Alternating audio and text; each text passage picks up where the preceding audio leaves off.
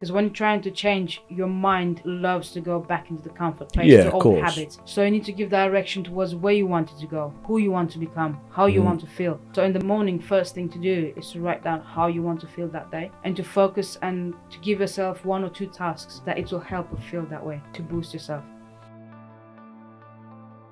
They're looking at these people on the podium going, wow, well, I'm not near them. Or the flip side of it is they go, I need to do what they're doing. It's like, no, you don't. You need to carry on your journey, and you need to figure out your areas that you need to work on. I'm telling everyone, your competition is not an end point, it's a checkpoint. No, of course, yeah. After the comp, go with your coach, evaluate what happened, your strengths and weaknesses, and that's when you actually find your weakness and what you need to work on. Competition is not the best who wins, it's the best who can perform under pressure.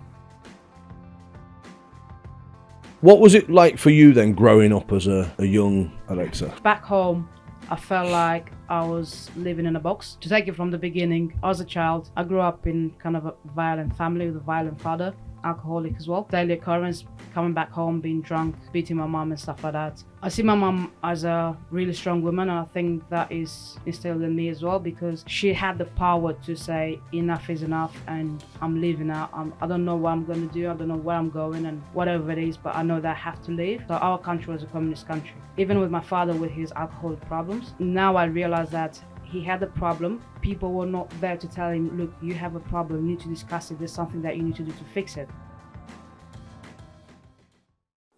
So I just want to stop you just for one moment here. Now, I want to thank you, first of all, for the growth of the podcast. It's been absolutely amazing. It really, really has. And it means a lot for you guys to, to comment, to share, and to, support the show, because these guys really pour their heart out, obviously, as you know. And it's something I want to help push out to people so that everybody understands that no matter who you are, where you are, what you've done, there's always weak periods in your life, but there's always strong periods as well. And talking about strong periods, I want to give you a freebie as a thank you. Go to the link on YouTube where you'll find it in the description. If you're on Spotify or Apple, you'll notice it's on Apple, but on Spotify it isn't. So there you can go to my Instagram, D-Maiden Official, and you'll find it on my bio there. But go to this and make sure you put this and implement it into your life. It will change the way you see everything. This really has re-energized myself. If you're like me and you work really hard and you don't know when your down periods are, and you think, I will sort them soon, I will plan something at some point, and they don't happen, this will change your life, because this is a full year plan of planning your yearly breaks. And the way that I've sort of like broke it down and everything, it is going to help you and change your life so that it re-energizes you, and it also keeps you focused on track when you're working to know exactly when your dates are that you're having down periods. Other than that, get yourself into this podcast. Okay, so I'm sorry to say this, but I need to say, hey, Alexa. That's the last time I'll say it. But welcome, Alexandra. Thank you so much. Alexandra, Alexa. Yes, that's my name. So do you think your parents said that so that it was a tongue twister? No, but when they came out with Alexa, I was like, hey, not fair. That's me. It's my actual name. Just to put this straight, you was around before Alexa, right? Yeah, well, before that.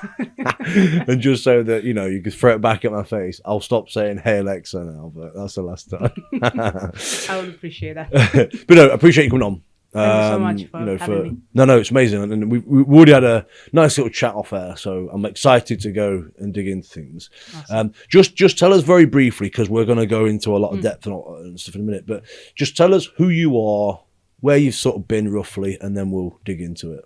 So, as everyone knows me already as Alexa, when I compete, I'm a strongwoman. I've been competing in the under 82s for the past, I think, 3 years. And now this year, I've dropped to under 73 because I'm comfortable, and because in this class, and because everyone told me last year, you need to be in the under 73. I was like, for once in my life, I'm going to listen to you guys and go in the under 73. And I did that. And my lovely coach, Jenny Todd, she pushed me into the UKNS this Saturday gone.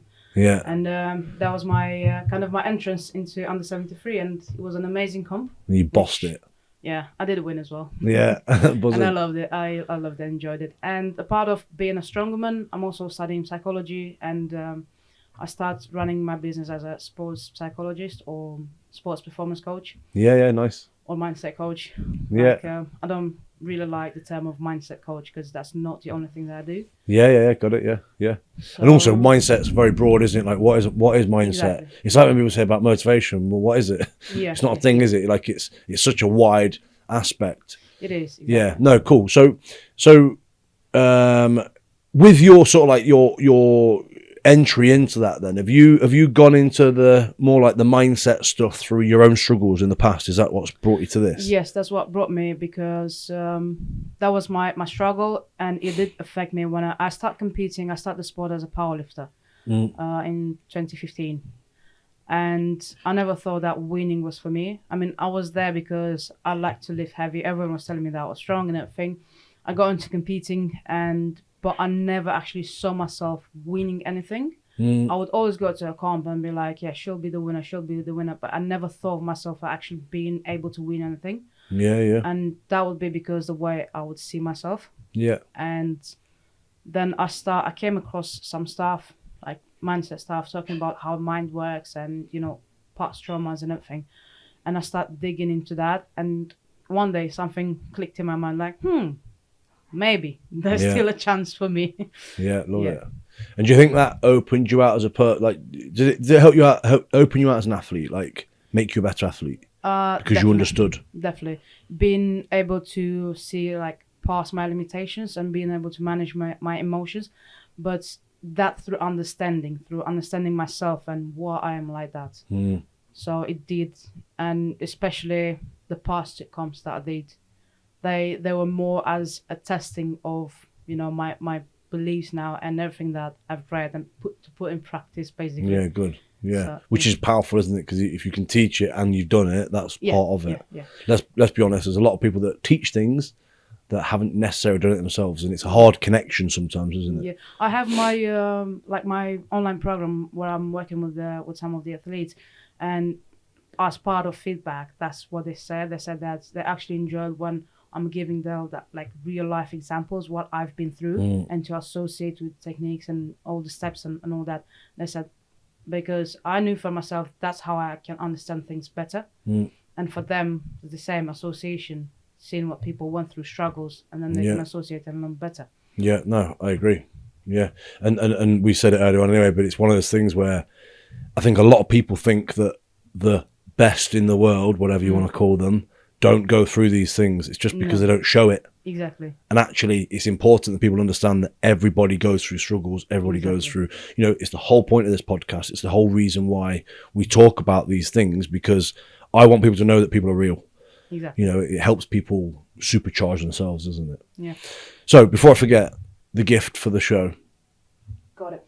I hope it's something that you didn't use yet, because yes, it is like a little gift for your business, but also let me explain it. This is Alex Hormozy. I've seen. You know what? I've seen it, but I've not had it. So, right. So let me explain the reason behind this book. When he came out with this, right? He said when he sold out his books, he said, if you want to get yours and get someone important, like get 3 books and to offer them later on in your life to someone who matters or has an impact on you. So the reason why I'm offering you this book is because of the work that you're doing through this podcast, like you said, showing to other people that, those who are not famous are actually going through struggles, and there's an important lesson that each one of us can learn through. So I hope that this book will help you push this podcast even further for more other people from other countries, bigger lands to hear about you, hear about those who struggle, and because it does have an impact, and you never know, one small lesson can change someone's life. No, 100%, yeah. So this is the reason for this book, hopefully to change. I appreciate the book, but I also appreciate your thought behind it as well. It's got pictures. Yeah, it does. It's got actually hand drawn. Hopefully, it's got him. Oh right, it has. Yeah. Hand drawn by him. No, honestly, I really appreciate that, and I love the fact that there's a lot of power and meaning behind that as well. But yeah, appreciate it. Well, I'll let you know how I get on with it. Of course, and I hope you don't have it yet, because I know you've got your other business aligned mind. No, of course, yeah. So this it says volume 2. I've not actually looked into their books. So the first one, this is the 2 because it's about leads, and the first one is actually how to build your business. Right, got you. Yeah. So that one you can buy it on Kindle for £1. Oh, really? Just Right. like that. Right. He Yeah, gives got it. For he has to sell it for £1. That's the minimum. Yeah, of Sell it course. for. To get. Yeah, I've seen that before. Yeah. But no, I appreciate it. Thank you very much. I'm glad you. Have you actually read this, or have you seen it yourself? Yeah, you have. So what I'm doing in my business, I'm guided by his teachings. Yeah. Yeah, he's a beast of a man, isn't he? And he looks massive at the minute. He's definitely been eating his chicken, hasn't he? Yeah. Okay, cool. So, look, let's go into like who you are, where you came from, all that sort of stuff. So, where's your hometown or home country? I'm from Romania. Romania. Yes. Yeah. Grew up in Romania and moved here 12 years ago. Yeah. So you moved. You said earlier on 2012, wasn't it? Yeah, 2012. So yeah. 11 years. Yeah. Cool. So, what was it like for you then, growing up as a young to be Alexa? To be honest, back home, I felt like I was living in a box. Okay. Yeah. So, growing up, to take it from the beginning, as a child, I grew up in kind of a violent family with a violent father, alcoholic as well, and it's like daily occurrence coming back home, being drunk, beating my mom and stuff like that. Wow. So did you actually see that in first hand? Yeah. So it's actually crazy because I'm studying psychology now, and at uni a few weeks ago we're studying about childhood memory and stuff like that, and they asked can you remember what are the first memories of your life? And I was like, it's kind of not tough because I don't see it and think of my childhood and what I've been through and cry over it. I'm trying to understand and link that to who I am now. Yeah. And to explain it and make myself like a better person.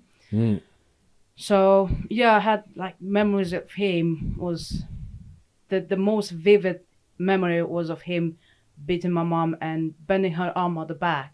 And it was me and my brother, my older brother, were playing. We're actually in these chairs playing like we're in the airplanes, flying around. And then he came in, threw my mom on the floor, bending her arm, and I went and jumped on his back to like punching him to let her go. And fightings and memories, such memories of memories like that. So did he ever do anything like that to you, or was it? Yeah, he came like the most vivid one. It was actually a funny part of it as well. I mean, I'm seen as funny when I'm telling you. Yeah. But it wasn't. So he came back home. So we lived in a block of flats, but in the basement we had like one room for every flat where you can deposit your stuff. Right. Yeah. So that's where he would keep his alcohol, like wine. He came home. He couldn't find his keys to go down and get some more wine. He asked my brother. My brother, of course, he didn't know. It's most probably because my father misplaced the keys. And then he came, he asked me, and I was like, how would I know? And then he started beating me up, and I had a purple face when my mom came back home. Wow. And my mom put, cabbage leaves around my face, and I was wrapped in cabbage. Really? Is that known to? Yeah, that's what she knew. Okay. I've never heard of that. Maybe it's you know. And I remember the cabbage leaves because I was trying to have an orange. Like after I had my cabbage and everything, I was trying to have an orange, and she was opening up. My mom didn't realize I actually had a knife in my hand. I was trying to cut the orange, and I cut my finger, and I went crying to her. So you had the cabbage finger. Yeah. So and many things like that. We had on our bedroom door was like the door with the glass, and him smashing the glass to go through, and my mum was trying to protect us and all stuff like that. So and to be fair, I see my mum as a really strong woman, and I think that is instilled in me as well, because she had the power to say enough is enough, and I'm leaving now. I don't know what I'm going to do. I don't know where I'm going and whatever it is, but I know that I have to leave because back then, around that time, so our country was a communist country. Yeah. And it wasn't long since the communism was gone, and people had that mentality. And whatever, it wasn't about you have like mind issues, you have problems with the family, you need to go and discuss it, all these things. Even with my father with his alcohol problems, now I realize that he had a problem, but people were not there to tell him, look, you have a problem, you need to discuss it, there's something that you need to do to fix it. And I know that he regretted that a lot later on in his life. And if he could have fixed it, he would have done it. Yeah, because he regretted that he lost. I know that he loved my mom. And I know that he regrets that he destroyed his family when he passed away. That was his regret. But back then, it wasn't such a thing as help, having taken, going for help, asking for help. You just had to deal with the struggles in your family. But my mom, what other women were not doing and still not doing, they just keep quiet and they go through the problems. They accept, the husband as it is. Yeah. And stay there. I don't want my kids to grow up with split family. No, of course. Do you think that's a little bit of a, I want to say like an old-fashioned thing? Like, our parents. It was one of those things, wasn't it, where they just stay together. Yeah. You see it so often, don't you, in the older generation, where they just go, this is who I'm with and I don't move and this is why. Exactly. But actually, nowadays, it takes 2 minutes to find out something like that. And then, it's too much, probably too fast. Yeah. No, that is part of a cultural thing. Like, yeah, you go through school, go through uni, then you have, a job, a house, and a family. And if you split up, like, people that's like, oh my God, wrong. Look at them. They talk about you, they're pointing at you. Like, so it's the pressure to stay together, right? Yeah. Yeah. Because I remember my grandma, my mom's mom, she would always say, oh, don't do that because people will talk about you. People will see you. Well, there's like, why would I care what people talk about me? Yeah.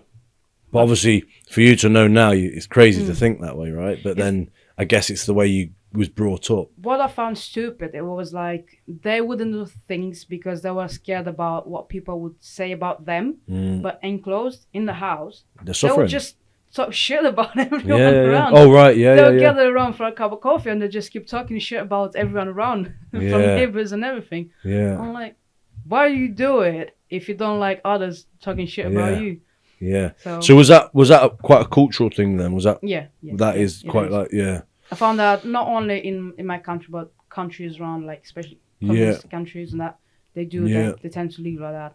It's a shame. I think in England, if people have got a problem, they just say it out loud. Yeah. Again, that's probably the wrong way of doing it, but they just say it straight at the person. Yeah. It gets them in trouble too much. But, okay, so, like, obviously, going back to, like, when you were young and you were going through, your dad, how old were you when your dad was being abusive and things like that? So, my mum left him when I was around 5. Yeah. Yeah, so it was from... So, do you remember before that? Yeah, I have these few vivid images of him being violent and everything. Because that's the interesting thing, isn't it? And now, obviously, you're studying psychology, it all comes to light. Yeah. But we remember these traumas because they hurt us and they stay inside. Yeah. I say this, and I've said this many times on this podcast because it's something I'm very, very aware of. But, I've got a 7-year-old, nearly 8. She keeps telling me because it's this week. So she keeps telling me that it's her birthday because she thinks I'll forget. And a 4-year-old. And I constantly think like what they see is what they're going to do because it's so important. And, I'm sure you studied that sort of stuff as well. Like your childhood is so important, but yet people think, this isn't to attack people that do this, but a lot of people don't understand how important that is. Yeah. And they're actually destroying people's lives, aren't they? Because they're not guiding them in the right way. Yeah. When you are as a child, I don't know if you guys have the same, but we have the saying of the first 7 years home, 7 years or something like that. Yeah. Seven's the number I have in my head from what they say. That's because that's whatever like you learn, you see in a family happening, then growing up with kids around you and the teachings I get in the first 7 years of life, that's going to be your guidance for later on. Even though, because it goes into your subconscious mind. So later on in your life, you do act and react and your behavior. You don't think, you don't realize when you do things, but it's based on what you learn then. So it's just a matter of understanding if it affects you or if it helps you later on in life. Yeah. But I don't know what you've seen in your studies and stuff though, but they call it like the chimp, don't they? Like the different mindsets of like what will come out, like the childhood and I've got a couple of different therapists that say different things, like whether one of them's the parrot. I don't know if you've seen that before. Like it's literally behind you, it's listening to us constantly. But it's like that as well. So you've got all these different like mentalities of how the mind works to to understand what actually we need to look at and how we treat ourselves and how we treat the people around us. Yeah. It's powerful, isn't it, when you think about that whole, you know, what you're able to achieve when you understand things in a different way. Yeah. Very simple one, but it's something I'm learning at the minute. So I don't know if you've seen that. I've got a little puppy at the minute, a little French bulldog. Okay. He's very headstrong, and that's what they're known to be. Like, if he wants to do something, he'll do it. Now, we're not struggling with him, but we're like learning new things with him. But we had a trainer around the other day, and she was like magic. Yeah. Because, again, she understands the psychology of a dog, Yeah. and it's just completely different. And we were like, gobsmacked, like, do you know what I mean? But again, I know that's like obviously quite different, but it's very similar in the respects of when we start to understand the way that the brain works, depending on the, you know, the whether it's an animal or a person or whatever, then we can start to really help them develop. Yeah. Yeah. So that's why whatever I started in my past years and reading about the mind and everything, now because when I came in this country, I have no concept of, I couldn't understand why so many people, they struggle with depression, anxiety, you know, these nerves and everything. I was like, just get over it, because that was instilled in me since a kid. And like, it's not a trauma, it happened, so just move on. Yeah. It's done now. Do you think that served you well? Because let's be honest, it's a great mindset to have, but I will add on, to a degree. Yes, to a degree. Because I mean, I've been at points in my life where I've just gone, oh, it's okay, carry on. Oh, it's okay, carry on. But that shit bites you in the arse. Yeah. Do you know what I'm saying? Yeah, so yeah. We can't quite ignore it. Yeah. But do you think it served you well? To a certain point, yeah. So after my mom split up from my father, we went to live with my mom's mother, my grandma. Yeah. But she wasn't really helpful. Mm. I found it funny talking about it, but it wasn't fun in the moment, and certainly was not funny for my mom, because me and my older brother, we lived at my grandma, and I had my cousin who he was there during school days. Mm. And my grandma, she went down to the point, she wanted my mom to pay rent, to pay all these bills and everything, right? And she was struggling for money. But she went down to the point where she actually had eggs, and she scribbled her name on the eggs to separate them. These are your eggs and these are his eggs. Yeah. Waking up in the morning, she would go and ask my cousin, what do you want to eat? She would make first thing in the morning fries and eggs. Right? And I would just have a cup of tea and like a jam sandwich. Yeah. And stuff like that. She was yeah. My cousin was her favorite one. Yeah. But so my mom, she was out all day working, right? And I kind of grew up being independent. Mm. Being independent, it did serve me well to a point, because I left them home. I went to uni. I went and found myself a job. I had money. I was even sending money back home to my mom. Then I took the decision to come in this country. I flew out in this country with £7 in my pocket, a phone that had no internet, nothing, and I just spoke with someone. I worked as an au pair, so I spoke with the family, had the deal to meet me at the train station, and just, I was there. Okay, I'm just going to wait here for the person to turn up, hopefully. Hopefully they turn up, yeah. If not, I'll find a way. So that was, thank you. Like, my friends, they all always saw me as a person who had a solution for everything. I could figure out things. And that did serve me well, but it kind of, this being too independent, as a kid, I thought that because I grew up with this, emotional, I'm not saying like problems or issues and that, but I couldn't get close to anyone. I know it because my mom was not there. I thought that no one is there for me. Not detachment. Yeah.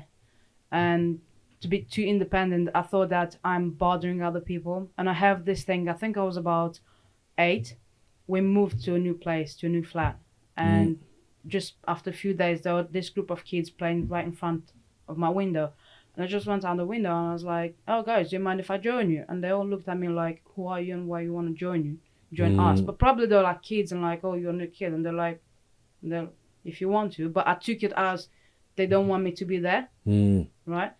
And I grew up with that thing all my life, that I'm bothering people. They don't want me to be there. Even when I had friends, I was like, I would go and meet them, but outside, like away during the week, I would not text them like getting into a conversation because I thought I'm bothering them. Seeing people as, you know, a group of girls at school, at uni, meeting up, oh, hello, how are you? Just a normal hug. I'll be like, why are you doing that? That's strange. I never done that. I thought it was strange. And yeah, growing up with all this thing, it did affect me. So I could not get like a proper relationship. Even finding a partner was, even down to that point, was hard for me. I was like, I couldn't approach anyone. Yeah. It's just the distance that you can create. So I was actually having this conversation with a friend the other day, and I was saying that because my friend was saying that she calls everyone to check up on them, but when she calls when she struggles, no one asks her, how are you? How was your day? And she said that I feel like I'm giving myself to everyone, but no one's actually asking, interested in how I'm doing. And even if I say that I'm a bit upset on that, they don't have the patience to listen to that.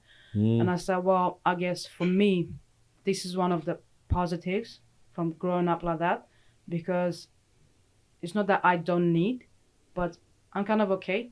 Yeah, for me, that's it's not natural. Something that you see as that you need. Yeah. So for me, it's something natural to be lonely, not having to discuss my feelings, my emotions. Even like I never discuss my emotions with my mom. Even now, we do live in the same house because we're renting, but I never discuss my emotions, how I'm feeling, and all that. Not even now. You know, obviously, like I've met hundreds of people over my years of just doing, whether it's this stuff or you know, just different areas of coaching and mentoring and things like that. And I think when I analyze different people and how they have relationships, it's so different for so many people. And actually, I see why people struggle in situations. Because, for example, I use this very stupid analogy, right? But it's imagine if you told your child a spoon was a fork. Yeah, from the age of nothing, and that's all they ever know. Yeah, it's quite funny to think if someone was to do that, it'd be hilarious to see how long it could happen for. But could you imagine that, right? They know no different, so they know. So it's not funny. It's not hurting them, and they know no different. And obviously, when they then reach to someone that says it's not that way around, it's the other way around, or whatever, and then obviously it's that whole confusion and that whole reprogramming and stuff. And I always find that's the same as when you're programmed in a certain way to be a certain way. You don't know that that's different to somebody else. They don't know that that's different to you. And then you just get outcasted. And that's probably what happened with you, isn't it? And, you know, you see that so often where, I mean, there's loads of ways to look at this, but it's when a certain person acts a certain way and someone's like, what the hell is that? Or why have you done that? Or why have you said that? But actually, it's completely normal to them. And I think it's funny, isn't it? Because obviously, all it takes is people understanding each other. But actually, when you see that, it's a complete, you know, turn off, and it's like that's just weird, or that's not right, or whatever it may be. It is funny though. But you know, like when you was growing up, and when you first, let's say, came over to England, and where did you first move to? It was around Kent. So have you always been London way? Yeah, because when I came here in England, I was around Kent. Then I moved on the other side of London for a bit, and then I think after 1 year, because it was quite fun in the beginning. I had quite an adventure coming in this country, and then I think after 1 year, I moved in London. I found this really, really nice family, and I moved to them in London, and then I just stayed around London. What was your adventure? I'm intrigued. So, growing up, I was to smoke, right? So when I came here, I had a pack of cigarettes, but because when I came, I already knew some people. I had my good friend at that time. She came pick me up from Heathrow. Then met the other 3 friends in Paddington, and they said, okay, over here cigarettes are very expensive, so you need to have the roll cigarettes. And they gave me the filters, the papers, you know, all these things. And I went to that family, right? And they had 2 young girls. And the guy said, okay, during the day, I'm with the girls and that thing by the evening. And then evening is yours. You can do whatever. So, of course, first time being in here, like after 2 days, I was like, I want to get out of the house to go around to explore it was a small city. Gravesend, something like that. Gravesend, yeah, I know Gravesend, yeah. And I just wanted to go around the city to see how it is, new country, new adventure. Let me go out and explore it. And funny enough, I was walking on the street and I found a £5 note. I found like it was my luckiest day ever. I was like, wow, cool. I went and got myself. I'm gonna go around here more. Yeah. I went and got myself a can of Coke, and then I went and sat down on a bench and I just light up a cigarette, right? I was like enjoying the Coke, cigarette, life, evening. Yeah. So I went back home. He locked the inside door, but you could enter in the like on the porch. Yeah. And I went back. I went to open that door. He had the chain. He opened it and he was like, "Where have you been?" I'm like, "I told you I'm going out for a little walk. What's in your bag?" I had the fan pack. I was like, "It's my private thing. You're not allowed." And he started pulling it. I was like, "You cannot look in my bag. Oh, where have you been out smoking? Do you think it's good smoking?" I was like, "You said that the evening is for myself." Like, I've not been. I just been around. I think I was out for 45 minutes, right? And then he would start asking me these questions, and I felt like, you know, these interrogation. Yeah, it was just weird. And I went. I felt really, really bad that night. I said, I can't be with these people. I can't do anything. I'm like locked in the house. And I said, I'm not doing anything in front of the kids, right? I'm not smoking while taking them to school or smoking in front of the school while waiting. It's my time off. I went and had a can of Coke and a cigarette. That was it. So I told my friends. They live in London. And they're like, "This is unacceptable. Tomorrow I'll come to get you." And he told me in the morning, I said, "Look, I have my friends. I'm going to leave. We can't. Our relationship." I spent nearly 2 weeks with them. They didn't pay me for the first week, although they were supposed to give me money at the end of the week. Never paid me. My friends came to pick me up. They also called the police. They said, "Calling the police just in case he doesn't want to give you your things." Yeah. So I said, "Look, my friends are coming in the morning to get me." So, "Okay, can you take the kids to school?" And then I think to pick up the youngest one, because she was finishing around 11. So yeah, I can do that. So I left to pick up the youngest one, and I saw him after driving past me. So he took the kid, right? Told me to get out the house. He went, picked up the kid. Of course, the kid was not there. I had to walk back, met my friends. The police was there. I went to grab my things. I had the most important bag with my paperwork, like, you know, to be here. Yeah, and a tablet. And my clothing. I went, got that. I checked my if I had my documents in the tablet, took all my bags and left. And then only when I got to my friends, I realized that he actually took all my cigarettes from the bag. I had only one filter left. And I was like, "You fucking..." Like, what for? Like, what good is that for you? Do you think I'm going to quit smoking just for that? So then I found another family. I got there and I didn't eat anything apart of tea for a week because they were eating rice and really spicy food, like the kids. You know, when you eat super spicy, you get the runny nose. And I couldn't eat that. You're crying while you're eating. It's like... I couldn't eat that. And I was like, I didn't want to ask. I was like, I'm not going to ask these people to bring something else for me. Yeah, no, of course, yeah. Eventful. Yeah. And so did you obviously, did you find out why the guy was like that before, or was that just some... I just left him there. I just left and took it as experience. I'm not doing that again. Wow. And then what other line of work did you go into, or did you keep into that? After that, I moved when I found this third family in London. When I got there, because after the family that I didn't eat anything, I went. My mom, she came to England as well to work. She was working for another family, and they just had biscuits, tea, like everything. Everything was there. And I stayed with her, I think, about 2 weeks, and every evening eating all these cookies and all that. Yeah. I got to the point where I could roll instead of walk. Join this family, and nothing would feed me. But because back in Romania, I started physiotherapy and I did sports and everything. Yeah. And I was like, okay, there's a gym just across the road. I'm gonna go and start lifting weights because I like it. And I got into sports, and from there, I did my personal training. Start doing personal training. Then fell into the powerlifting with when I joined Genesis Gym. Dave, he was like, "You're strong. Are you sure you don't want to do powerlifting?" Trying to twist your arm. Yeah. Eventually took that on. Later on, I went to do the sports nutritionist as well, because for my own gain to learn more about nutrition. Yeah. So that's all you're studying over here then? Yeah. That's how That's I good.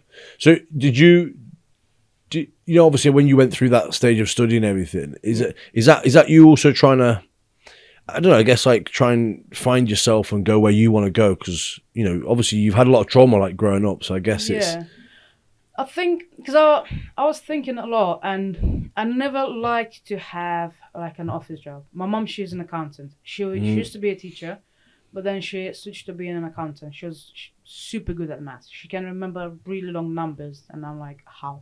yeah. And I never liked. When I was younger, she asked me to help her with some stuff. I would just sit there and I was like, I can hate this. I'll never sit on a desk, being on a computer. I always like to be practical, to do things. If there was something to be fixed in the house, I was the one fixing it. Yeah. From building, fixing, repairing, changing. That Yeah. was So me you're the hands-on and she's the. Yeah. And I like being active, doing sports, always outside, doing all these things. But I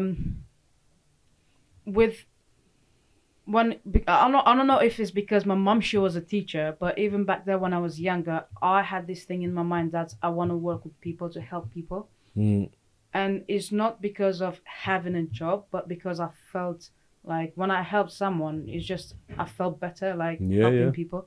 And I had this thing. I was like, probably being a teacher because that's all that I knew at that time. Yeah, of course, it's but the way. Like, it doesn't really click anything being a teacher, but I knew that I want to work with people. And then I did the personal training because I was into, you know, being in a gym, lifting weights and all that. I was like, I think I want to be around this for longer. So it kind of came natural because that's what I knew, being a personal trainer. But I came across some people who made me change my life from being a personal trainer. And then because I was doing powerlifting, I was kind of experimenting with Strongwoman and everything, and I wanted to learn more about nutrition and how it works in sport, and because it was the qualification that I have is sports nutritionist. Yeah. So that's why I learned more about it, and but I never actually went into practice. I'm working with some people now, you know, through nutrition, but they're not actually like paid clients or anything. Just helping, like, look, this is what I know, this is what it is. It sounds like as well though, because you've got quite a range of different, you know, education tools. You can then apply what's needed to the individual, right? Yeah. You know, and I've been like that over the years. 'Cause I think it's so important that you have lots of tools that have helped you along the way, and then you can apply them when they need them, rather than just treating everybody the same and teaching them all the same stuff. Because that's not how you get the best out of people, is it? Yeah. Some people think like, well, it's like, you know, the jack of all trades, but not good at anything. But I think that doing that, I get to get the knowledge, but also to figure out if that's exactly what I want to do, or, you know. Yeah, of course. And because they're like, how do I find out what I want to be in life, what I want to do later on? Until maybe 5 years ago, I never knew what I wanted to do with my life. So for nearly 30 years of my life, I never knew what I wanted to do. Yeah. And how do you discover what you want to do? Without testing and trying, Go and try and test it. And, you know, I've learned those bits, and they become so helpful, especially that I practice Strongwoman, you know, when working with people now, because I know how the training goes. I know when you program someone, you know, the 8, 10, 12 weeks before a competition, I know what the athlete experiences with nerves and, you know, being at the competition, how it feels like in between the events, you know, lifting, why he might not lift the correct way. Although if that athlete works with a person, with a coach, I don't step over the coach into program or telling them your program is not good or technique. Yeah, of course. You know. Yeah. But it helps me to understand the person and give guidance and, you know, in working with it. So I think for me, going through all that, even though I didn't get to practice as a nutritionist, I've got some good knowledge and helps me. And me personally as well. Yeah, of course, because you learn, you teach, you learn more, you teach, because you're learning off these all the time, right? Yeah, that's powerful. Love it. I just want to stop you again for a split second. Now, you've probably heard me talk about Line Mind X quite a lot. If you are somebody that often goes through life procrastinating and not really understanding what to do next, you have these big goals, big visions, but then you all of a sudden lose your energy and not know where to turn next.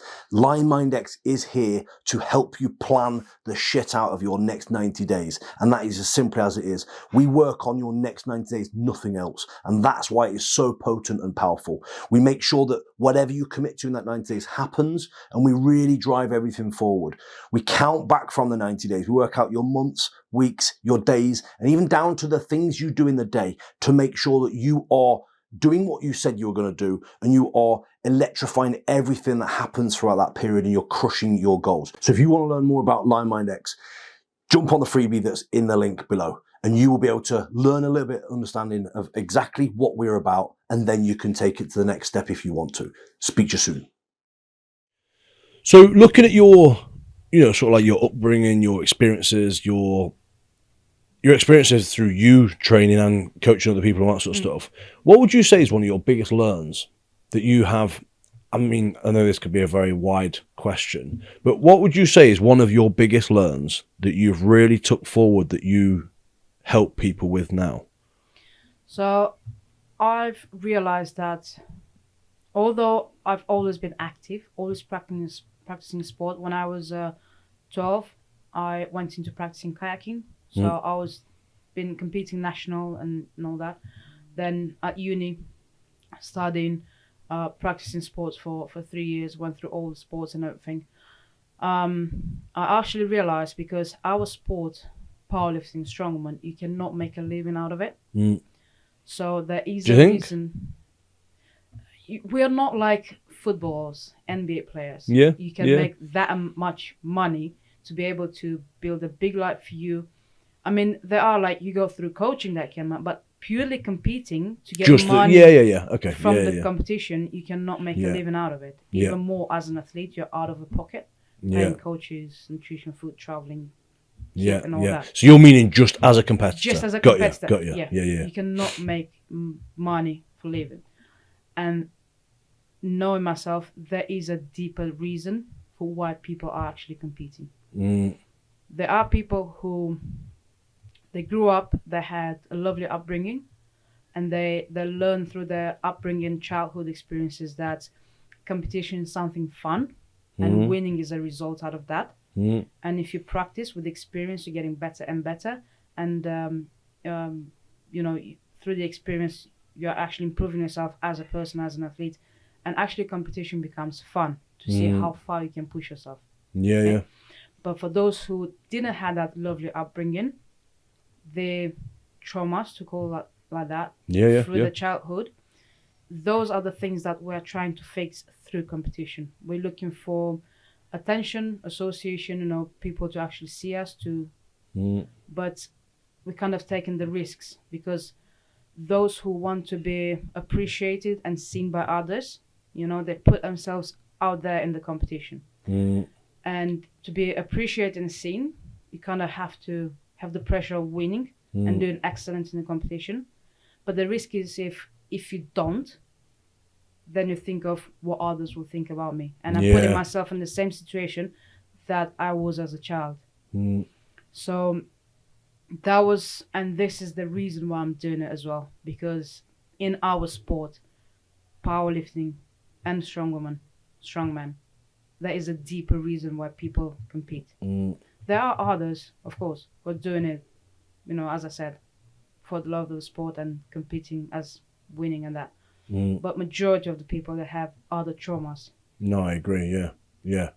It's really true. And I always look at it as in, like, when you think about the two split of people there, you can actually pick people, can't you? Like, who's in this side, who's on that side. And like, let's just say the pros, because they're easier to know more about.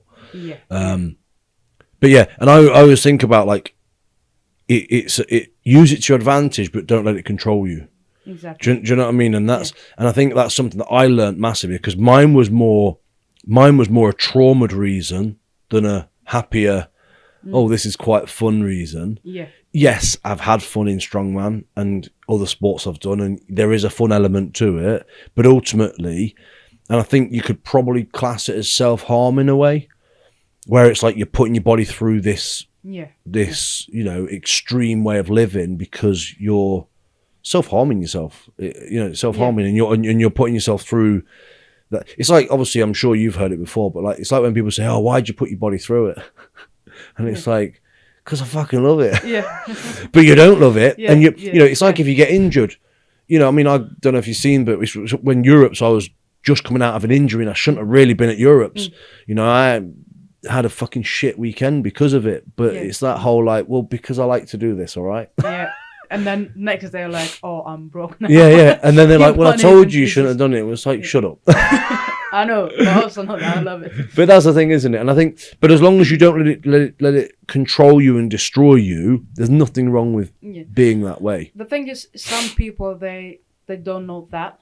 Yeah, they're not aware of it. When you look at it, those who practice strongman and powerlifting, they actually started as just going at the gym. And some of them, you don't wake up in the morning and like never been in a gym before. Wake up, I'm gonna be a strongman or I'm gonna be a powerlifter. Yeah. You start easy, just go in the gym, start lifting some weights, and then someone sees you that you lift more than, regular people in the gym, and they're like, maybe you should do this, maybe you should that, and then you take down that path. Yeah.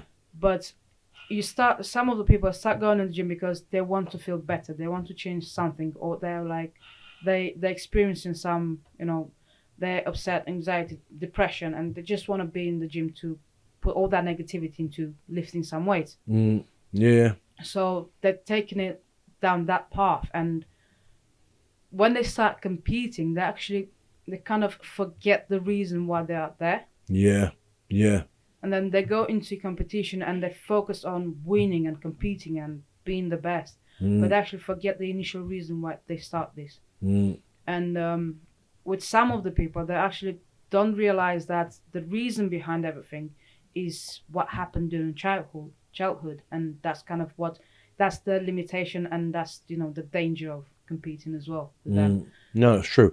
Do you do like reflection stuff then? Because obviously it's important to make sure people reflect, right? And I mean, obviously there's all sorts of things that I do that could fall into this, but one of the things I do is get people to journal every day. Yeah. I mean, mine's on there, and I've got days and days and days worth of it where I will just check in myself, remind myself of what I'm grateful for. Obviously, look at like the tasks of the day, look at what I didn't do yesterday. But are you quite big into that then? Because I guess that's where you get people to understand or remember why they're doing stuff, isn't it? Yeah. So when I work with people, I have like part of the motivational part of it is to because people actually look back into this when they're struggling, when they experience adversity. And I tell them, when you struggle with things, especially in those moments, but also, as part of motivation is to remind yourself why, your values, okay? Bringing it back to your values. Why you started this, why are you doing it? What's the main reason of it? Okay, knowing the values and the motives why in the sport. That's when you can build your goals, give yourself direction to fulfill, values. Because if you lose track with your values, it's called like the valued living. That's what's bring you, the happiness, and even when you struggle, okay, but I'm doing it for this, and it gives you that extra power to move forward, to go over things, and it's part of being resilient as well. So going back to journaling and actually writing down, I know that it's important. The journaling that I'm doing, I like to have like on Sundays to build my week. Wake up in the morning and I'm revising what I have to do, and I think, okay, how do I want my day to go like? And I'm big on thinking in the morning, especially in the beginning when you are trying to change, okay? Because when you're trying to change, your mind loves to go back into the comfort place, to old habits. So you need to give direction towards where you want it to go, how you want to, who you want to become, how you want to feel. So in the morning, first thing to do is to write down how you want to feel that day.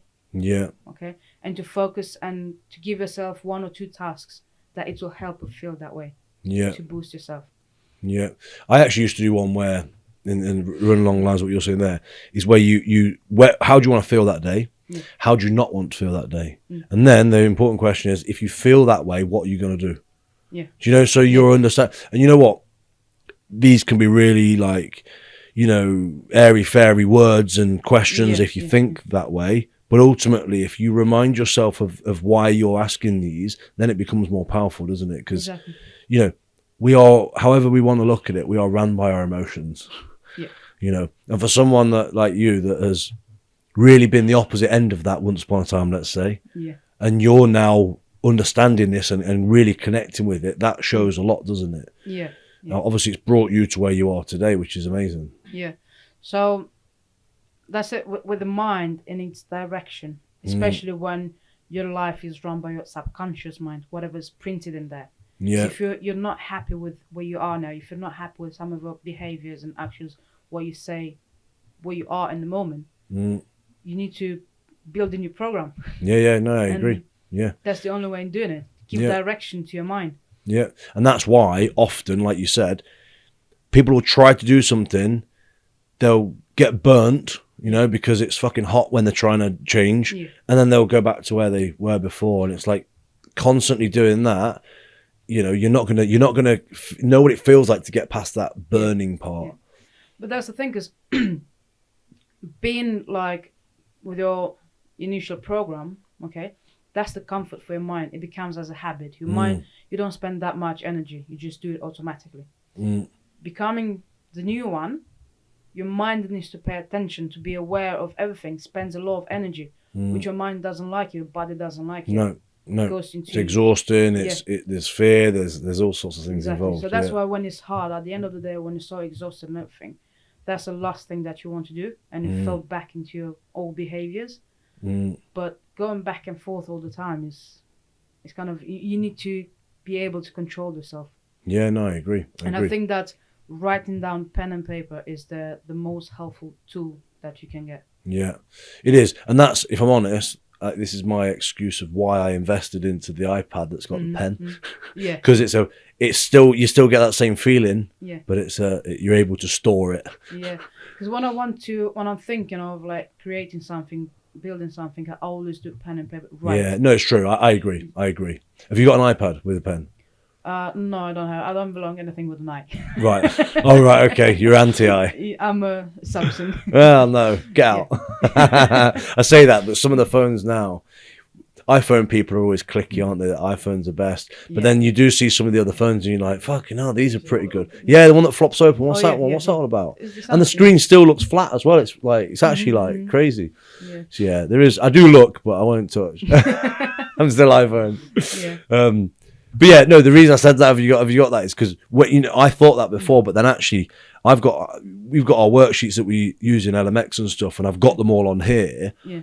So it's nice and simple. I mean, we give out, I don't know if you've noticed or seen them, but we give out books for everyone, like worksheets, so that they've just got it there. Yeah. And I'll say this, it's so powerful if you take the chance to let it set in. Yeah. Isn't it? But those guys that go, oh, that's not for me, you've got to build that momentum. You've got to, and that's where the discipline comes in first. Yeah. To make any change, we have to put discipline in to push through. I mean, I don't know how you look at things, but I always, just to make it nice and simple, just the whole 28 days, like just do something for 28 days before you say you can't do it. Yeah. Because you will start. Some people try and say like 14 days till the mind starts to change, whatever, right? But look, just a month. 28 days. Just do it for 28 days, and it will start to be within your, new programming, if you like. Yeah. But then it's keeping the discipline up. It's keeping the consistency. I did a video the other day on one of our training videos about the whole consistency and stuff, and the amount of times that people start something and stop something, when actually you just need these checkpoints in place and just focus on the checkpoints. Yeah. The thing is, the way we live now, it's all about rush. Being places, it barely happens to have a nice, relaxing day. Yeah, everything from the moment you wake up till you go to bed, it's fast tracked. Goes nice and smoothly. So when you're trying to change, if you are waiting for days like that, or you're only putting work when you have those days like that, nice and easy ones, you'll not be able to change, because you experience more of the hard days. So on the hard days, that's when you have to put in the work, because that's what's coming your way. Yeah, Okay? agree. That you need to learn how to respond when you encounter this adversity. It's like losing weight. I cannot lose weight because I'm super busy and I don't know, I can't prep my meals because I'm always on the move. Well, that's the moment when you want to learn, because you are always on the move. Yeah. And you will always experience that. You always have that in your life. So you need to learn how to do it then, not when you are relaxing at home. No, because of you course. don't have many days like that in your No, life. of course. No, you don't. And that's where people then will wait for the perfect time, right? Yeah. And it's like, okay, well, now's it. I'm sure you hear this and get it a lot, and I get why people say this, but I'll always still laugh at it and take the piss, right? I'll wait till Monday. Yeah. Or someone said to me the other week, we talk about the mindset stuff, and they were back and forward, and they were saying that they really, really want to do it, and they've got the money and everything. It was nothing about the money, but they need to be in a better place in their mind. I was like, but that's what you do. That is, do you know what? We have to laugh at that because it's like insane to even think that's a thing, right? The amount of times, obviously, years ago when I used to coach people in fat loss, I need to lose some weight before I come to you. It's like, do you know what I mean? I don't want to take the piss out of people, but fuck me, that is the one thing. So the problem is here, and the reason I'm mentioning this is because actually that isn't the problem. The problem is deeper into something, that there's a big fear in some, in some way, shape or form. One of the guys said to me the other day, and obviously won't mention names and stuff, 'cause it's not about that, but he said that, so he really wants to, he's got the money, this and the other, and but he didn't do it in the end because he doesn't believe that he will continue the process. Yeah. Now my thing was like, look, I will make sure you continue the process, because once you're in my program, you can't get out. Right? As in, I won't let you say I'm having a shit day or I'm not doing that. We will check in with you. There's lots of things, lots of ways we do that. There's lots of calls and all that sort of stuff. And in the end, he sort of come around to terms of, yeah, that's just a fear that I've always had. He knows he doesn't give 100% on things. Yeah. But again, this is for something for people to realize that even if you don't give 100%, it's more than you were going to give if you don't do it. Yeah. Have you heard of fear of failure or fear of success? Yeah. So that's what. Yeah, there's actually a map for it, isn't there? Yeah. I've seen a breakdown of it. Yeah, because fear of failure, you fear what happens if you fail. Yeah. How people see you and everything. Yeah. But also fear of success. You're afraid of, like, maybe losing your friends.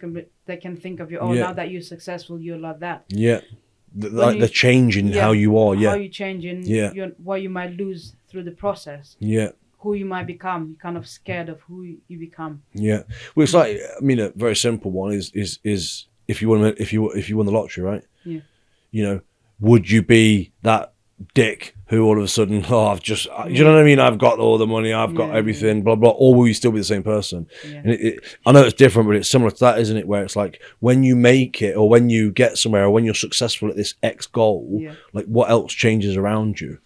That's the thing with becoming successful too soon, is because people, they don't know how to handle success. Yeah. They're not prepared. Yeah. This is where personal development comes into play. You need to become the person that's able to handle that. Yeah. Even like new athletes, this is a thing with new athletes coming in. They look at others that have been training for years and years, and they're like, but I'm not there. You're not there because you're not ready to be there. You haven't been training enough. You don't have the experience. Your body can't handle that.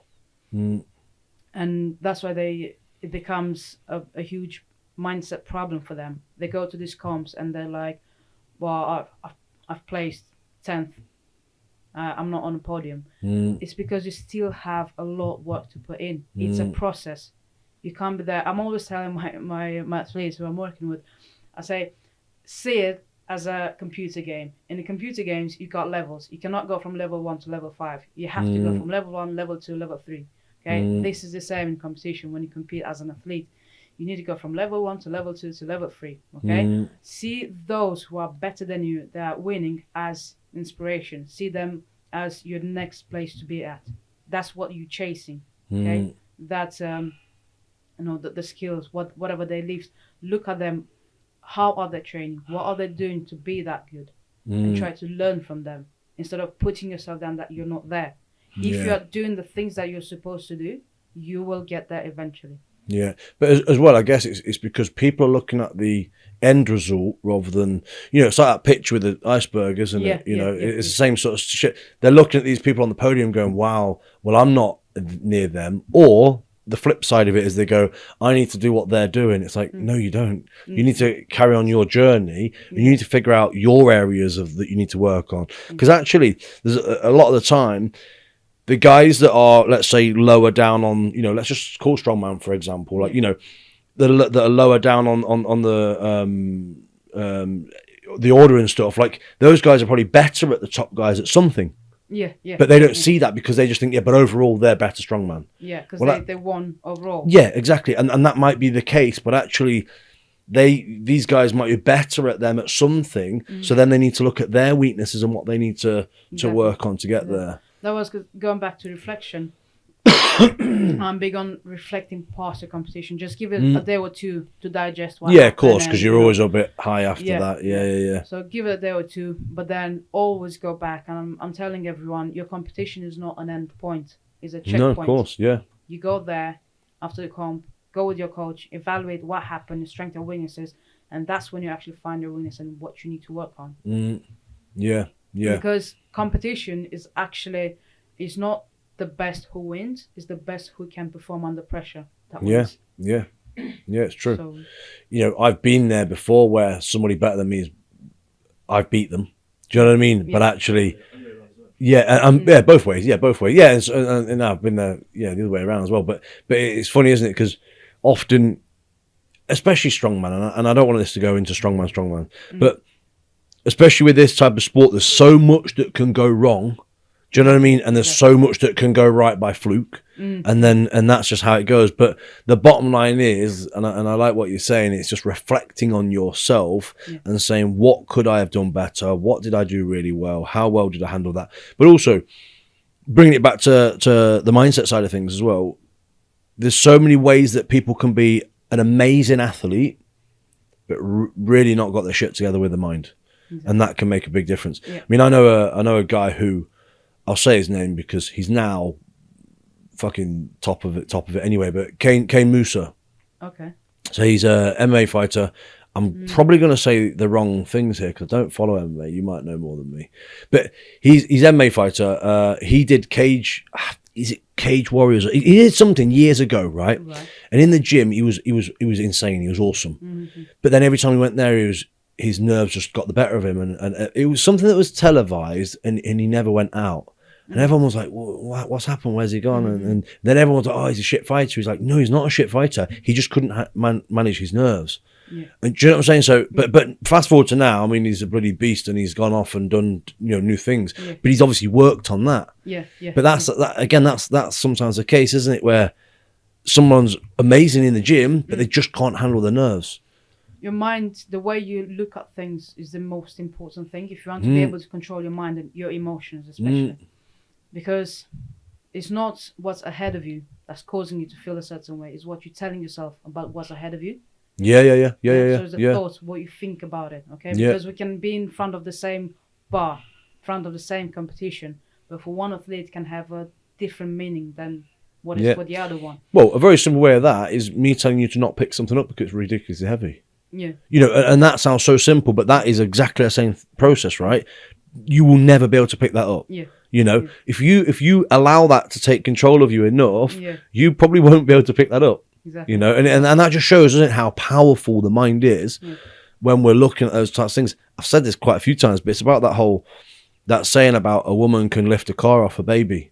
That sort of thing. It's like, fucking right, they can, because they believe at that time that the weight of the object is nothing compared to the problem and the what they need to do to be able to achieve that. Exactly. Yeah. It's all what's in the moment, because as I said, it's whoever can perform better under pressure. Yeah. If you're able to manage your emotions, and that can only be done through what you're telling yourself through your mind. Yeah. In the moment. And you need to know it, but you need to know yourself first. Yeah. In order to be able to control over that. Yeah. Going into like your self-discovery and stuff like that. Yeah. Would you honestly say, and I mean this in a humble way, not an ego way, but would you honestly say you've got a hell of a lot of control. I won't say all of the control because we're always working on ourselves, Yeah. right? But would you say you have really put a lot to bed of your past and you're able to now, do you know what I'm trying to say? Manage yourself a lot better. Yeah. I think last year, I mean, my father passed away 9 years ago. And I've tried to, although I never got to discuss with him anything, thinking back to his life, what happened with us and everything, and his later behavior, I realized that he actually died with a regret that he had kind of destroyed his life. He didn't want it that. And I realized that it wasn't because he didn't want it, but because he didn't have the help when he needed. If he would have had the help, it could have been a different story. But maybe, to the expense of the loss of his life and everything good in his life, maybe it turned out better for me and everyone, because I am here now. Yeah. But looking at him, whatever he's done, whatever I am now, looking at what my mom, everything that guided us, I think it turned out better for me. And whatever in the competition now, understanding how am I feeling and understanding more about the psychology of competing, I think I am able now to perform better. Because, as I said, 2 years ago, looking back at him and his life, I came to peace. Okay, he's done his best with the tools that he had at the time. He realized that alcohol destroyed him, lost his family because of this, and kind of tried, but he didn't know how to fix anything because he didn't have the knowledge, tools, no one to help him. My mom the same. She tried to provide for us to have a shelter and clothing, but that to the expense of being away from us, which created me the issues of attachment issues I had, emotional issues that I had. So understanding that, I'm like, okay, the world is not like that. That's how I am seeing the world. No, I agree. And I can change it. Therefore, when I put myself into a situation, when I start feeling a certain way or thinking a certain way, I need to catch myself thinking like that and bring it back. Okay, it's because what happened. It might not be real, and think twice, And in competition, there is a lot of work, but being aware of some of the things, because actually as an athlete, I don't know if you know about the threat state and challenge state. Yeah. If you are aware of what is happening, it is easier for you to manage that. So you understand what's happening and you know what you need to do in that moment. But you also need to be aware why you respond like that, because not with these two states, okay, not every athlete responds the same. So you need to understand why you particularly respond like that, why you think like that, what means for you, where is it coming from. And is it a programmed thing or is it a conscious thing? Like, is it something? It makes me think when you say about your parents as well. One of the best things for me to come to peace with, because I don't speak to my dad. Right. He's still alive. We haven't spoke for, I want to say like 5 years or something, 4 years. Yes, it's sad. Yes, it's shit. But you know what? I've come to peace with that. He tried to do his best. And as much as it's not about being stubborn, saying he needs to come to me, he is my father. So in my eyes, he's the person I should look up to. And unfortunately, I don't. So he's obviously, if you want to call it, failed in guiding me the right way. And rather than us hating each other and this, that, and the other, I've just decided to just not have anything to do with it. Do you know what I'm saying? And I think, but and I also used to, I guess I used to think about my mum, that she brought me up wrong. And this is a genuine thing. I used to think she brought me up wrong. But it's all, but now I come to terms with she's just done her best of what she knew. And actually getting over that was a huge part for me to then be able to treat my children the way I want to treat them and also treat my mum the way I want to treat her. Exactly. Because you can't help but my mum basically mollycoddled me. Do you know what I mean? She did everything too much. And I know that's not the best way to be to your children, but she didn't mean that in a bad way. She just wanted to give me everything because she knew my dad wasn't. Do you know what I'm saying? And I think when you get your head around that scenario, it's so powerful to understand that people mean right, even though they're doing wrong in your eyes. It's huge, isn't it? Yeah, because with my father, as I said, he is like, I understand him. It's not like I forgive everything that he's done. Yeah. And especially to my mom and going through all that. And even my older brother, he's struggling to be in a longer relationship with someone. And he knows that the cause is what happened back then. And he's actually struggling to speak with someone. He tried to went to to speak with psychologists, to have therapy and all that. Still not helping him very much. Probably he's not gone to the right person. Yeah. That as well. Has he heard of Lie My Next? He's back. He's in Romania. He's not here. That's fine. Yeah. It's not in person. Yeah. He's it's quite difficult to speak with him as well. He's not opening up at all. No, of course. And yeah. It's hard for him to open up.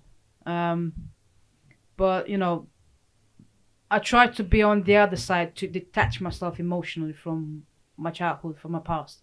Yeah, and look of at course. my dad and my mum, be like, why were they like that? They had the reason as well. Because I know my mum, when she grew up, her mum wasn't the kind of, she always said that her mum was not like a very mother face. She wasn't kind with her or stuff like that. And I knew my grandma.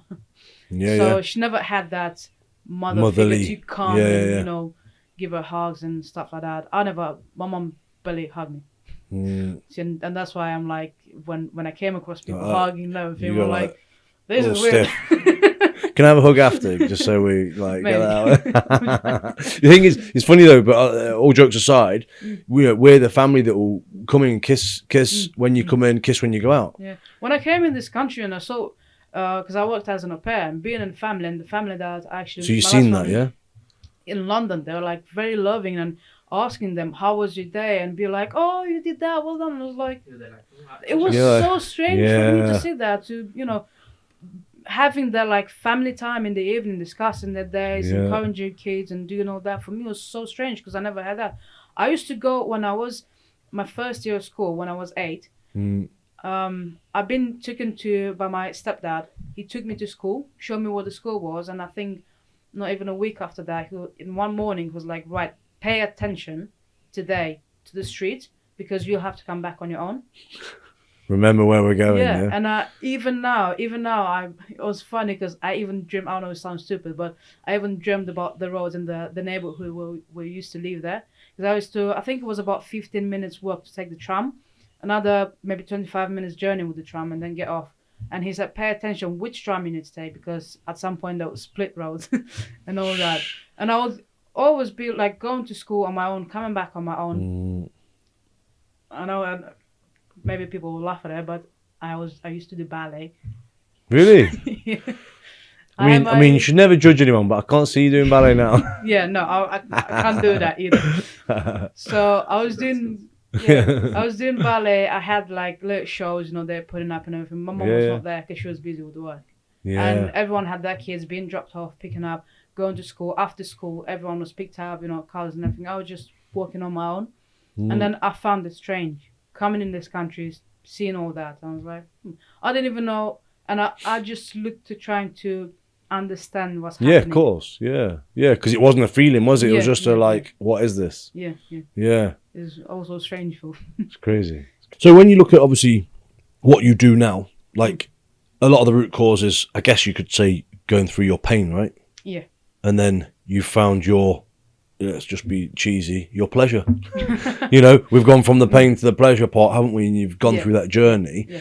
Look, tell us more about what you do with people, because I'm actually quite interested to know how you work with people and what, and do you know what I mean? Sort of like where you go there. So at the minute, it's it's through sports, helping them to manage their emotions, you know, when competing and during training, how to improve their performance during training and in competition. And that is through, you know, knowing where to pay attention, what to pay attention to, how to manage their thoughts, their emotions, and self-confidence as well. And that's a big one. People, loads of places, they struggle with doubt. And but these are the big areas: confidence, attention, and managing emotions. But so, as I said, I came into this sport. I mean, into this with coaching what I'm doing now.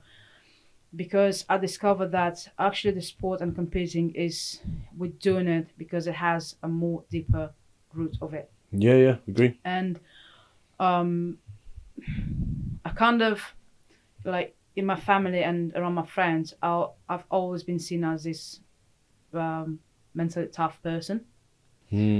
But studying and reading, because I started reading about the mind and studying, I think it's about 4 or 5 years ago. And I discovered everything made sense to me. And because I said I always wanted to help people, and I felt like, helping people, talking to people, guiding them and everything. And I feel this is what I want to do, like, into this. But I'm actually wanted to specialize into this, helping people to actually discover what's holding them back, what are their limits, why are they behaving like this? Because when they actually discover themselves and, that the childhood struggles and all that, they can understand better what is limiting their performance. And if they are using, as I said in the beginning, if they are using competition and the sport as a fixture to fix issues, like filling the gap trauma, as well. Yeah. Or they're doing it for the fun. And if they want to continue being in the sport and be a better athlete, to be aware of all these emotions and the trauma, how it's affecting them. So moving forward, that is going to be my specialization. So not only sports performance, like, okay, you got program, plan this and that for the competition, but it's going to be working more deep into selves. Yeah. No, I like it, because going back to what you're saying there with the whole, like, what's stopping moving forward, that is the biggest thing. Do you know, it's funny because I was chatting to one of my mates who's a member here the other day, and he said he's thinking about doing a certain competition, and I just said, what's stopping you? And that question sometimes is just, that's all you need, isn't it? And he's like, he actually said to me yesterday, he was like, oh, when you asked me that, it really made me think. And then he was like, then I come up with automatic these reasons why I'm not doing it. And then actually, none of those were problems anyway. Yeah. But that's the thing, isn't it? So often when people, I get the whole, like, there's obstacles in life, right? There's always obstacles. Yeah. But you can see that as a immovable obstacle or immovable, exactly. And that's how I look at it. But at the same time, it's all the installed stuff. But how are you working online with people with this sort of stuff then? Yes. So now I'm gonna, I have a program where it's a 4 weeks program where people join. It's live sessions with me, and they get 2 one-to-one sessions, like personal one. Yeah. And so group stuff and then one-to-ones. Yes, in group and live, because if you don't understand something, it's easier to ask me directly than write the question down, forget where it came from, and send me an email and all that. Yeah. And now I'm gonna start focusing on one-to-ones as well. I worked with Chloe one-to-one. I have another athlete that I'm working one-to-one, and it's more in-depth work that I'm actually doing with her, not just prepping for a competition. But from this point, I'm actually taking to one-to-ones. And into one-to-ones, this is what it's going to be about: discovering, the reason what's holding you back, what you want to do further, like, do you want to compete up to what level? And it's more to do with self-image. And self-image is not like just how you see yourself in the mirror. No, of course. But also, like, where people see you. Exactly. I guess as well, like, on that, so many people do things for the people outside. And it's just insane, isn't it? You think about that, like, you're doing something so the outside people are happy, or you think they're happy because you've just made up this story that that's what they want to see. Yeah. When actually they're not affected and they don't care. Yeah. Do you know, because I told you, I've been competing this Sunday at the UKNS. Yeah. And during the week, I spoke with so many women competing. And one of their biggest fear was not to fail, look stupid, and disappoint others. Disappoint those who were there to support them, and so not to look stupid in front of them as well. To be like, they said that I put up, all these videos about my performance. I performed so well in the past, and I'm afraid not to fail at this one, because people say, well, but you're supposed to do well, so why you didn't? Yeah. So they, Yeah, but you know what? I'm sure you have as well. I've been there. I've been there before, where one of them, and I've spoke about it quite a few times on the podcast, but is when I first when I was on ADHD medication, and I was going through the whole understanding if it was right for me or not, and I ended up ploughing into a. Did you see me? Did you see there was loads of memes that got made of me with my head in a sandbag, and that was just my life for that day. But the reason I'm saying this, right, is because I came third at England's. Right. I 100% should have won that because of what I was capable of at that point, but obviously it just went shit tits up, and I was suffering from all that sort of stuff. But I then couldn't help but think I should have been first, and everyone was thinking, oh, Dean's gone downhill and all that sort of stuff. When actually the truth is, people are like, you fucking came third. Do you know what I mean? And again, that's that. And I was suffering with that at that time because I was going through that whole what I know I could do and what I think people think I should be doing versus reality of what people do think. I had that when I did powerlifting. We went to the Worlds, my second Worlds, where I was actually with Tess. And on paper, I should have clearly be the winner. Yeah. I got up there. I was the winner. I was, as usual, going head to head with Tess. Yeah. And I got there. The comp was we were supposed to start lifting at 6:30 in the evening. Yeah. 6:30. Yeah. And first lift. Yeah, my first was we start lifting. I think at 8 in the evening. We finished. Wow. We finished at 1 in the morning. long day. Very long one. But yeah, then I was on paper. I was supposed to be out.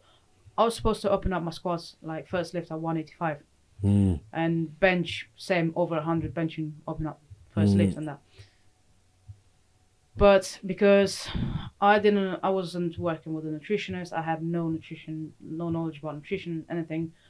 It just everything went down. Not even my first squat. I couldn't get the depth of my squat. Really? Nothing. Not even podium on that one. And I was frustrated because I knew that I was supposed to win, and then I was thinking what other people would think about me. That was the same thing. It's overwhelming, isn't it? Yeah. But then later on, I realized that those who are watching you, those who come to support you, those on Instagram, they don't remember numbers. They don't remember what you placed in previous comps. No. You're the only one who remembers your numbers, your trophies, your placing, your comps and all that.